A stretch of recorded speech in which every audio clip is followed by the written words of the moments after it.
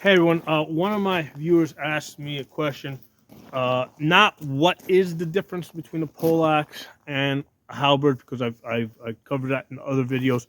Basically a poleaxe, the head is two pieces, right, like you see here, a spike and a hammer or an axe here that's separate, right, versus a halberd where the head is a single piece that sockets down to a shaft. So I covered that in a different video. And at the end of the video, I'll kind of rehash that.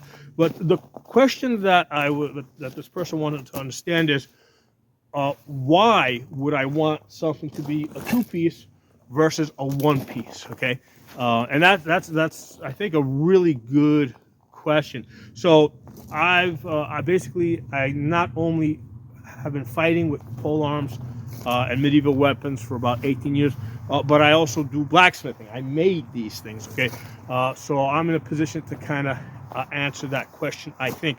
So from the question of why make a poleaxe, why make something a single piece versus why make it a two piece, I think that the answer to that is, do you want it to have a hammer or not have a hammer? Okay, because if you look at a halberd, okay, it's really easy for me as a blacksmith, right, to start with a single piece, and I can give you a good blade here. I can give you a top spike. I can give you a hook on this side over here, and I can socket it down onto a some type of a shaft. This is a prototype. I haven't finished this, but I can socket it down. If I can add langets, beneath this or on top of this if I wanted to help protect the shaft, or to actually extend the hitting surface over here. But the main thing is that if you just want an axe, a hook, and the top spike, it's a lot easier, cheaper, more economical for me to make it out of a single piece. Okay, if you want a hammer on it, it's really hard for me to make a thick hammer on this. I've tried like taking like two pieces and kind of like folding them out, and I can kind of get a hammer out of it, but it's not a really good one, right? It just doesn't have enough mass. And the key to a hammer is that it's got to have mass. Okay, so that's kind of hard to make out of a single piece of metal. So if you come to me as a blacksmith and you tell me that you want a polearm that's going to have a hammer on it, and it doesn't matter if the hammer, looks like this with prongs, or if it's a solid hammer, or even if it's something a little bit more fancy and lighter like this, it's hard for me to make this out of a single piece of metal. Okay, so I kind of have to make this in two pieces. What's on that side doesn't matter whether that's an axe or a back spike, whatever. But if you want some mass on this, for me as a blacksmith, it's easier for me to make this as a two-piece, and it really doesn't matter. I mean, the length is not an issue. It's just the heavier it ends up being, the shorter it's going to get. If it turns out to be lighter, it's going to be a little bit longer. Okay. But the main thing for me as a blacksmith, in like kind of trying to help you figure out if you want a poleaxe or a halberd, which is really what that really translates into is, do you want it to be two pieces or do you want the head to be one piece, right? The real question for me is like, okay, do you want a hammer on it or don't you want a hammer on it? If you want to post a picture of two pole arms, right, from the 1500s, what you'll see is that they're both about this. They look the same, like almost the same, right? They're both about the same length, okay? But you'll notice that the one with the hammer is a two-piece head, right? And if you kind of follow it around, you'll see the separation here. And you'll see a separation, you'll see the lines, and you'll be able to know that it's actually two heads. Whereas the one without the hammer, if you look at it, you'll see that it's one piece. Okay, so I think that's the thing that kind of makes the difference. Okay, so now as we head towards the 1600s, right, what ends up happening is people start wearing less armor. Armor doesn't go away. They're still wearing like a breastplate, but they lose a lot of the other armor. And the reason why I believe that happens is because firearms start becoming more and more popular on the battlefield.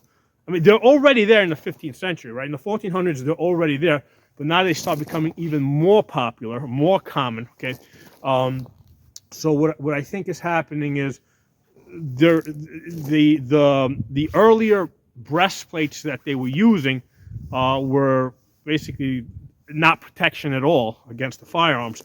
So what they're doing is I believe they're making the breastplates thicker. Okay, so now they got a heavier breastplate. There's only so much there's only so much weight that a man can comfortably carry, plus his weapons and other equipment. So because the breastplate ends up becoming thicker, they end up having to shed other armor off other parts of their body. Okay, so because of that, okay, they no longer need a hammer, because this hammer is really good for making concussive hits. You know, if you got lots of armor on, like something like this to the head, is a really good way to you know, to concuss somebody, because ultimately you have to drive either this point or that point into a gap. Okay, so as people start wearing less armor, right, because the breastplate itself is thicker, and they you know, they can't carry all that weight. Now it's like, okay, you know what? We don't have to concuss the person, because there's plenty of gaps that are plainly visible. So what they do is they say, okay, we don't need the hammer anymore. All we need are spikes. So then they start favoring halberds, where they don't have a hammer on the backside.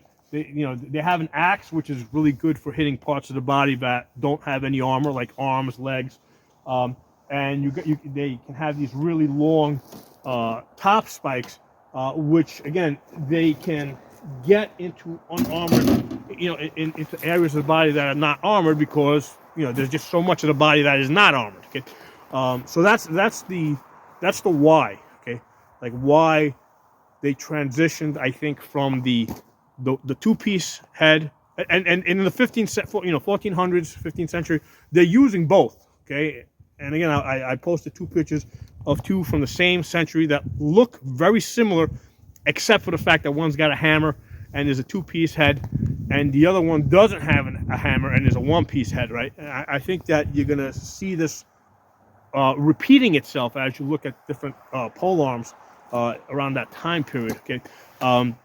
But what happens is once the armor starts going away, they're like, an axe that cuts unarmored things, and we need a spike that thrusts into unarmored areas, and that's why I think they start favoring that. In the previous video, I said that the difference, right, between the poleaxe and the halberd is that the poleaxe is a two-piece construction, okay? So you have a top spike that basically comes down, and it locks the hammer or the axe in place, okay, on the poleaxe. So there's two ways that this happens. On this one over here, the top spike enters through a hole in the top of the hammerhead, right, called an eye, right? And what happens is the legs, the legs go through the hole, and then they spread.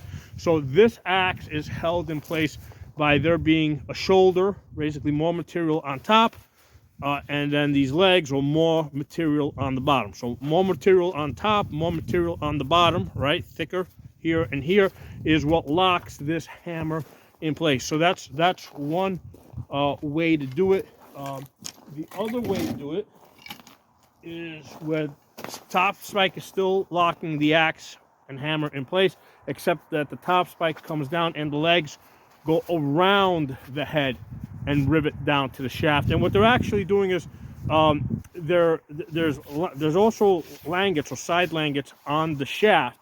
So when these legs come around, they're not just going into the wood, they're actually going through the side langets. Okay, so they're being actually secured to another piece of metal, and that's why this wood over here can get very thin, and yet it's extremely strong, right? Because you've got like 1/8 of an inch of material on both sides here, And this is actually a hitting surface over here. You can hit with this, you can hit with this, you can hit with this, you can thrust with that.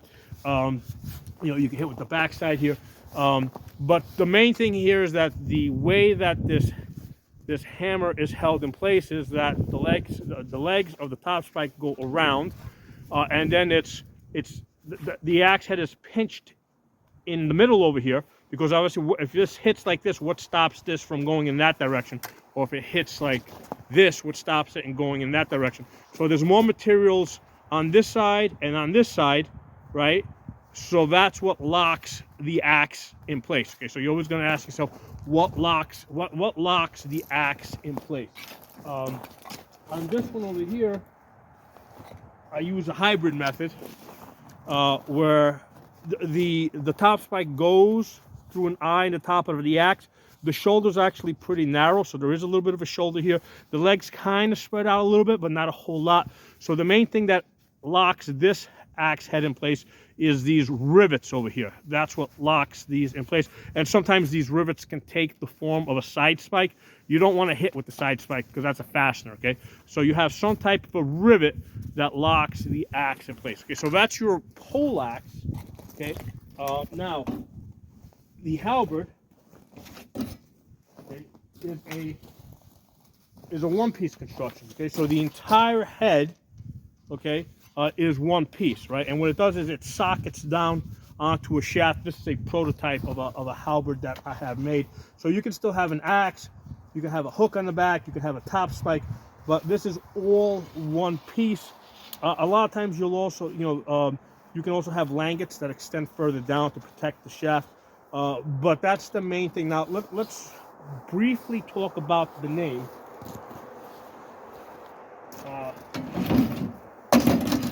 So if in different countries in Europe, these things would have been called different things, okay? So you don't get too hung up on the name. The name Halberd, right, is a Dutch name. From what I've been able to gather, it meant, Hal meant long and bird meant axe.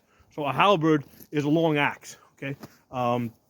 So the poleaxe, okay, sometimes you'll see it spelled P-O-L-E, axe. So in that case, it's referring to the shaft, right? So it's an axe on the pole. And sometimes, so that's, I think, more in the English, right? In English, you'll see it referred to that as a poleaxe or a pole arm. So that's, basically it's referring to the shaft. But in the German, sometimes you'll see it referred to as P-O-L-L, okay? So that's as in election pole, all right? So a lot of times when we're talking about pole, we're talking about head. So in German, I think that the pole, P-O-L-L, referred to a head. So when they say pole axe, that's in that instance, they're saying head axe, okay? Or they're even saying the axe goes to the head. We don't know. I mean, in Italian, I know like Fiore, he just calls it like a haja, basically an axe, okay? And he's fighting with something that looks like this, that clearly has a hammer on it. Sometimes you'll see this referred to as a Lucerne hammer. Lucerne is actually a place in Switzerland that has a large collection of these pole arms, and that's why it's called a Lucerne hammer. But clearly they're referring to the hammer side of this. Sometimes you'll see this referred to as a crow's beak or a bec de corbin or bec de falcon. So basically they're basically looking at this side, and they're basically saying, okay, this looks like a bird's beak, so we're going to refer to it by the beak. So sometimes they're referring to it by the beak, sometimes they're referring it to by the hammer, sometimes they're referring to it by the axe, okay? So in different places, it's called different things.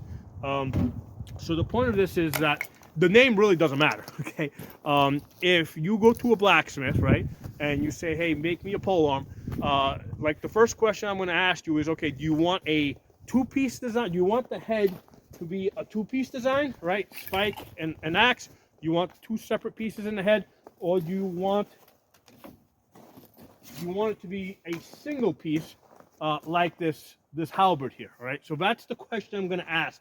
I'm not going to get caught up in the name of what it meant where and what people normally think. That's the first thing I'm going to ask. One piece head or two piece head, okay? The length of it, because a lot of times people get caught up in how, you know, a halberd is longer versus a poleaxe, and the fact is that the length is usually determined by how heavy the head is, okay? So here's an example.